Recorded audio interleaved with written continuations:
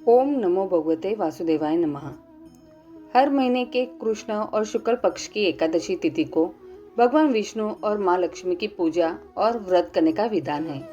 फाल्गुन महीने में विजया एकादशी व्रत 6 और 7 मार्च 2024 दोनों दिन किया जाएगा, लेकिन गृहस्थ जीवन वाले पहले दिन व्रत रखें। एकादशी व्रत सौभाग्य, समृद्धि और सुख की प्राप्ति के लिए किया जाता है। आइए जानते हैं विजया एकादशी व्रत कथा के बारे में। धर्मराज युधिष्ठिर बोले, हे जनार्दन, फाल्गुन मास के कृष्ण पक्ष की एकादशी का क्या नाम है तथा उसकी विधि क्या है? कृपा करके आप मुझे बताइए। श्री भगवान बोले, हे राजन, फाल्गुन मास के कृष्ण पक्ष की एकादशी का नाम विजया एकादशी है। इसके व्रत के प्रभाव से मनुष्य को विजय प्राप्त होती है। यह सब व्रतों से उत्तम व्रत है। इस विजया एकादशी के महात्म्य के श्रवण वह पठन से समस्त पाप नाश को प्राप्त हो जाते हैं। एक समय देवर्षि नारद जी ने जगत पिता ब्रह्मा जी से कहा, महाराज, आप मुझसे फाल्गुन मास के कृष्ण पक्ष की एकादशी विधान कहिए। ब्रह्मा जी कहने लगे कि हे नारद, विजय एकादशी का व्रत पुराने तथा नए पापों को नाश करने वाला है। इस विजय एकादशी की विधि मैंने आज तक किसी से भी नहीं कही। यह समस्त मनुष्यों को विजय प्रदान करती है। त्रेता युग में मर्यादा पुरुषोत्तम श्री रामचंद्र जी को जब 14 वर्ष का वनवास हो गया, तब वे श्री लक्ष्मण तथा सीता जी सहित पंचवटी में निवास करने लगे। वहां पर दुष्ट रावण ने जब सीता जी का हरण किया, तब इस समाचार से श्री रामचंद्र जी का तथा लक्ष्मण अत्यंत व्याकुल हुए और सीता जी की खोज में चल दिए। घूमते घूमते जब वे मरणास्त्र जटायु के पास पहुंचे, तो जटायु उन्हें सीता जी का वृत्तांत सुनाकर स्वर्ग लोक चला गया। कुछ आगे जाकर उनकी सुग्रीव से मित्रता हुई और बाली का वध किया। हनुमान जी ने लंका में जाकर सीता जी का पता लगाया और उनसे श्री रामचंद्र जी और सुग्रीव की मित्रता का वर्णन किया। वहां से लौटकर हनुमान जी ने भगवान राम के पास आकर सब समाचार कहा। श्री रामचंद्र ने वानर सेना सहित सुग्रीव की संपत्ति से लंका को प्रस्थान किया। जब श्री रामचंद्र जी समुद्र से किनारे पहुंचे, तब उन्होंने मगरमच्छ आदि से युक्त उस अगाध समुद्र को देखकर लक्ष्मण जी से कहा कि इस समुद्र को हम किस प्रकार से पार करेंगे। श्री लक्ष्मण ने कहा, हे पुराण पुरुषोत्तम, आप आदि पुरुष है, सब कुछ जानते हैं। यहाँ से आधा योजन दूर पर कुमारी द्वीप में वक्लादालभ्य नाम के मुनि रहते हैं। उन्होंने अनेक ब्रह्मा देखे हैं। आप उनके पास जाकर इसका उपाय पूछिए। लक्ष्मण जी के इस प्रकार के वचन सुनकर श्री रामचंद्र जी वक्दालभ्य ऋषि के पास गए और उनको प्रणाम करके बैठ गए। मुनि ने भी उनको मनुष्य रूप धारण किए हुए पुराण पुरुषोत्तम समझकर उनसे पूछा कि हे राम, आपका आना कैसे हुआ? रामचंद्र जी कहने लगे कि हे ऋषि, मैं अपने सेना सहित यहाँ आया हूँ और राक्षसों को जीतने के लिए लंका जा रहा हूँ। आप कृपा करके समुद्र पार करने का कोई उपाय बतलाइए। मैं इसी कारण आपके पास आया हूँ। वक्दालभ्य ऋषि बोले कि हे राम, फाल्गुन मास के कृष्ण पक्ष की एकादशी का उत्तम व्रत करने से नीचे ही आपकी विजय होगी। साथ ही आप समुद्र भी अवश्य पार कर लेंगे। इस व्रत की विधि यह है कि दशमी के दिन स्वर्ण, चांदी, तांबा या मिट्टी का एक घड़ा बनाएं। उस घड़े को जल से भरकर तथा 5 पल्लव रख वेदिका पर स्थापित करें। उस घड़े के नीचे सतनजा और ऊपर जौ रखें। उस पर श्री नारायण भगवान की स्वर्ण की मूर्ति स्थापित करें। एकादशी के दिन स्नानादि से निवृत्त होकर धूप, दीप, नैवेद्य, नारियल आदि से भगवान की पूजा करें। तत्पश्चात घड़े के सामने बैठकर दिन व्यतीत करें और रात्रि को भी उसी प्रकार बैठे रहकर जागरण करें। द्वादशी के दिन नित्य नियम से निवृत्त होकर उस घड़े को ब्राह्मण को दे दे। हे राम, यदि तुम भी इस व्रत को सेनापतियों सहित करोगे तो तुम्हारी विजय अवश्य होगी। श्री रामचंद्र जी ने ऋषि के कथनानुसार इस व्रत को किया और इसके प्रभाव से दैत्यों पर विजय पाई। अतः हे राजन, जो कोई मनुष्य विधि पूर्वक इस व्रत को करेगा, दोनों लोकों में उसकी अवश्य विजय होगी। श्री ब्रह्मा जी ने नारद जी से कहा था कि हे पुत्र, जो कोई इस व्रत के महात्मा को पढ़ता या सुनता है उसको वाजपेय यज्ञ का फल प्राप्त होता है। ओम नमो भगवते वासुदेवाय नमः। तुलसी माता से जुड़ी एक बहुत प्रचलित कथा। श्रीमद् देवी भागवत पुराण में इनके अवतरण की दिव्य लीला कथा भी बनाई गई है। एक बार शिव ने अपने तेज को समुद्र में फेंक दिया था। उससे एक महा तेजस्वी बालक ने जन्म लिया। यह बालक आगे चलकर जालंधर के नाम से पराक्रमी दैत्य राजा बना। इसकी राजधानी का नाम जालंधर नगरी था। दैत्यराज कालनेमी की कन्या वृंदा का विवाह जालंधर से हुआ। जालंधर महाराक्षस था। अपनी सत्ता के मद में चूर उसने माता लक्ष्मी को पाने की कामना से युद्ध किया, परंतु समुद्र से ही उत्पन्न होने के कारण माता लक्ष्मी ने उसे अपने भाई के रूप में स्वीकार किया। वहां से पराजित होकर वह देवी पार्वती को पाने की लालसा से कैलाश पर्वत पर गया। भगवान देवादिदेव शिव का ही रूप धरकर माता पार्वती के समीप गया, परंतु माँ ने अपने योग बल से उसे तुरंत पहचान लिया तथा वहां से अंतर्ध्यान हो गई। देवी पार्वती ने क्रुद्ध होकर सारा वृत्तांत भगवान विष्णु को सुनाया। जालंधर की पत्नी वृंदा अत्यंत पतिव्रता स्त्री थी। उसी के पतिव्रत धर्म की शक्ति से जालंधर न तो मारा जाता था और न ही पराजित होता था। इसलिए जालंधर का नाश करने के लिए वृंदा के पतिव्रत धर्म को भंग करना बहुत जरूरी था। इसी कारण भगवान विष्णु ऋषि का वेश धारण कर वन में जा पहुंचे, जहां वृंदा अकेली भ्रमण कर रही थी। भगवान के साथ दो मायावी राक्षस भी थे, जिन्हें देखकर वृंदा भयभीत हो गई। ऋषि ने वृंदा के सामने पल में दोनों को भस्म कर दिया। उनकी शक्ति देखकर वृंदा ने कैलाश पर्वत पर महादेव के साथ युद्ध कर रहे अपने पति जालंधर के बारे में पूछा। ऋषि ने अपना माया जाल से दो वानर प्रकट किए। एक वानर के हाथ में जालंधर का सिर था तथा दूसरे के हाथ में धड़। अपने पति के यह दशा देखकर वृंदा मूर्छित होकर गिर पड़ी।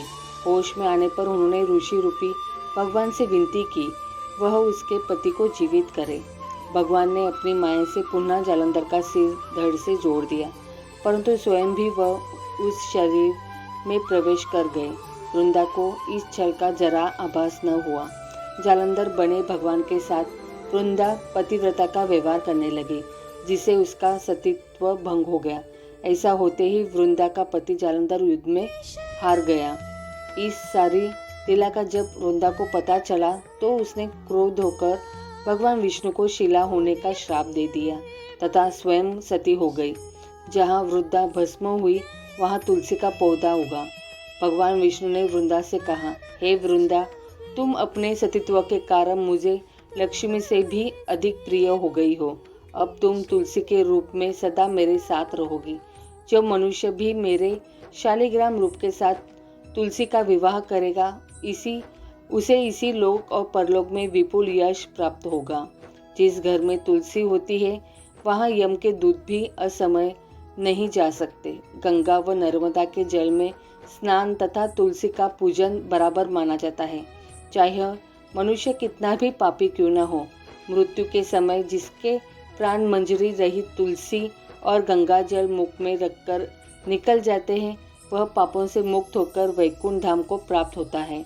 जो मनुष्य तुलसी व आंवलों की छाया में अपने पितरों का श्राद्ध करते हैं उसके पितर मोक्ष को प्राप्त हो जाते हैं।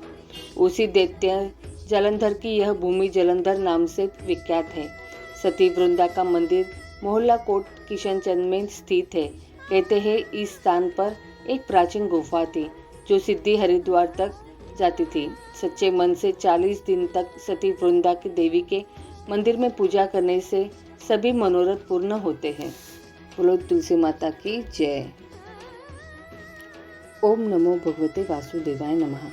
तुलसी माता चालीसा। जय जय तुलसी भगवती सत्यवती सुखदानी। नमो नमो हरि प्रियसी श्री वृंदा गुणखानी। श्री हरि शीश बिरजिनी देहु अमर वरंब। जनहित हे वृंदावनी अब न करहु विलंब। चौपाई। धन्य धन्य श्री तुलसी माता, महिमा अगम सदा श्रुति गाता। हरि के प्राणों से तुम प्यारी, हरि ही हेतु किनो ताप भारी। जब प्रसन्न है दर्शन दिन्हो, तब कर जोरी विनय उस किन्हो। हे भगवत कंत मम हो, दिन जानी जनी छाड़ाऊ छो। सुनी लक्ष्मी तुलसी की बानी, दिन्हो श्राप कद पर आनी। उस अयोग्य वर मांगन हारी, हो विटप तुम जड़ तनुधारी। सुनी तुलसी ही श्रयुप्यो ते ही ठामा, करो वास तुहु निचन धामा। दियो वचन हरि तब तत्काला, सुनहु सुखमुखी जनी हो बिहाला। समय पाई वो रो पाती तोरा, पुजी हो आस वचन सत मोरा। तब गोकुल मह गोप सुदामा, तासु बही तुलसी तू बामा। कृष्ण रास लीला के माही, राधे शक्यो प्रेम लखी नाही। दियो श्राप तुलसी है तत्काला, नर लोकही तुम जन्महु बाला। यो गोप वह दानव राजा, शंखचूड़ नामक शिरताजा। तुलसी बही तासु की नारी, परम सती गुण रूप अगारी। अस द्वे कल्प बीत जब गयु, कल्प तृतीय जन्म तब भयु। वृंदा नाम भयो तुलसी को, असुर जलंधर नाम पति को। करी अति द्वदन अतुल बलधामा, लीना शंकर से संग्रामा। जब निज सैन्य सहित शिव हारे, मरही न तब हरि ही पुकारे। पतिव्रता वृंदा थी नारी, को न सके पति ही सहारे। जब जलंधर ही भेष बनाई, वृंदा ढीक हरि पहुँचे जाई। शिव हित लही करी कपट प्रसंगा, कियो सदित्व धर्म तो ही भंगा। भयो जलंधर कर सहारा, सुनी उर शोक उपारा। तिही शन दियो कपट हरिटारी, लखी वृंदा दुख गिरा उचारी। जलंधर जस हत्यो अभिथा, सोई रावण तस हरि ही सीता। असत प्रस्तर सम हृदय तुम्हारा, धर्मखंडी मम पति ही सहारा। यही कारण लही श्राप हमारा, होवे तनु पाषाण तुम्हारा। सुनी हरि तुरत ही वचन उचारो, दियो श्राप बिना विचारे। लख्यो न नीच करतुति पति को, छलन छयो जब पार्वती को। जड़ मुति तुहु असोह जड़ रूपा, जग मह तुलसी विटप अनुपा। भगवा रूप हम शालिग्रामा, नदी गंडकी बीच ललामा। जो तुलसी दल हम ही चढ़िए, सब सुख भोगी परम पद पढ़िए। बिनु तुलसी हरि जलत शरीरा, अतिशय उठत शीर उर पीरा। जो तुलसी दल हरि शीर धारत, सो सहस्त्र घट अमृत दारत। तुलसी हरि मन रंजनी हारी, रोग दोष दूर भंजनी हारी। प्रेम सहित हरि भजन निरंतर, तुलसी राधा में नाही अंतर। व्यंजन हो छपनु प्रकारा, बिनु तुलसी दल न हरि ही प्यारा। सकल तीर्थ तुलसी तरु छाई, लहत मुक्ति जन संशय नाही। कवि सुंदर एक हरि गुण गावत, तुलसी ही निकट सहस गुण पावत। बसत निकट दुर्वासा धामा, जो प्रयास ते पूर्व ललामा। पाठ करही जो नित नर नारी, होई सुख भाषा ही त्रिपुरारी। दोहा। तुलसी चालीसा पढ़ी तुलसी तरु ग्रहदारी, दीपदान करी पुत्र फल पावी बंधु नारी। सकल दुख दरिद्र हरि हार हे परम प्रसन्न, आशी धम जन न लड़ही ग्रह बसही पूर्ण अन्न। लाही अभिमत फल जगत मह लाही पूर्ण सब काम, जेई दल अर्पही तुलसी तह सहज बसही हरियाम। तुलसी महिमा नाम लाख तुलसी सुत सुखराम, मानस चालीसा रचो जग मह तुलसीदास। बोलो तुलसी मैया की जय। ओम नमो भगवते वासुदेवाय नमः। यह चालीसा विष्णु जी को प्रिय है। श्री विष्णु चालीसा का पाठ पढ़ने से वे सारे दुख दर्द को दूर करके आशीष देते हैं। श्री विष्णु चालीसा। दोहा। विष्णु सुनिए विनय सेवक की चितलाए, किरत कुछ वर्णन करु दीजिए ज्ञान बताए। चौपाई। नमो विष्णु भगवान खरारी, कष्ट नशावन अखिल बिहारी। प्रबल जगत में शक्ति तुम्हारी, त्रिभुवन फैल रही उजियारी। सुंदर रूप मनोहर सूरत, सरल स्वभाव मोहिनी मूरत। तन पर पीतांबर अति सोहत, बैजंती माला मन मोहत। शंख चक्र कर गदा बिराजे, देखत दैत्य असुर दल भाजे।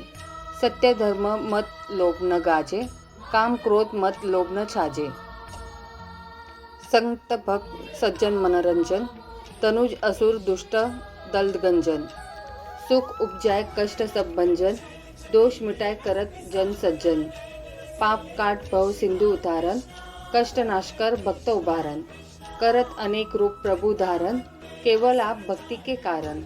धरनी देनु बन तुम्हें पुकारा, तब तुम रूप का राम का धारा। बाहर उतार असुर दल मारा, रावण आदि को सहारा। आप वराह रूप बनाया, हिरण्यक्ष को मार गिराया। धर मत्स्य तन सिंधु बनाया, 14 रतन को निकलाया। अमिलक असुर नंदन ध्वंस मचाया, रूप मोहिनी आप दिखाया। देवन को अमृत पान कराया, असुरन को छवि से बहलाया। कूर्म रूप धर सिंधु मजाया, मंद्राचल गिरी तुरंत उठाया। शंकर का तुम फंद छुड़ाया, भस्मासुर को रूप दिखाया। वेदों को जब असुर डुबाया, कर प्रबंध उन्हें ढूंढवाया। मोहित बनकर खली नचाया, उसी कर से भस्म कराया। असुर जलधर अति बदलाई, शंकर से उन किन्ह लड़ाई। हार पार शिव सकल बनाई, किन सती से छल खल जाई। सुमिरन किन तुम्हें शिवरानी, बतलाई सब विपत कहानी। तब तुम बने मुनीश्वर ज्ञानी, वृंदा की सब सुरती भुलानी। देखत तीन दनुजु सैतानी, वृंदा आए तुम्हें लपटानी।